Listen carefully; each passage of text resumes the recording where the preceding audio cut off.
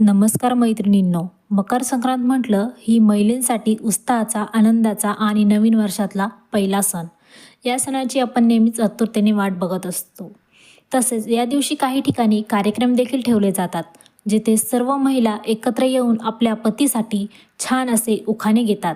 सुहासिनींसाठी मकर संक्रांतीचे काही खास, सोपे व लक्षात राहणार असे उखाणे मी तुमच्यासाठी घेऊन आली आहे. तुम्हाला उखाणा आवडल्यास कमेंटमध्ये नक्की कळवा. व्हिडिओ आवडल्यास लाईक करा, शेअर करा आणि चॅनलवर नवीन असाल तर सबस्क्राईब करा. चला तर आपण व्हिडिओला सुरुवात करूया. मकर संक्रांती म्हणून सूर्यदेवाने प्रवेश केला मकर राशीत. रावांना मी सदा खुश ठेवील माझ्या कुशीत. ते उडवत होते पतंग आणि मी पकडली होती फिरकी. रावांच्या मागे 7 जन्म अशीच घेईल मी गिरी. तिळाचे लाडू खाऊन नवीन वर्षाची सुरुवात करू गोड. रावांना अशीच असू दे लहान आणि थोर माणसांची ओढ. हलव्याच्या दागिने काळ्या कपड्यावर दिसतात उठून. सर्वजण विचारतात हँडसम भेटले कुठून.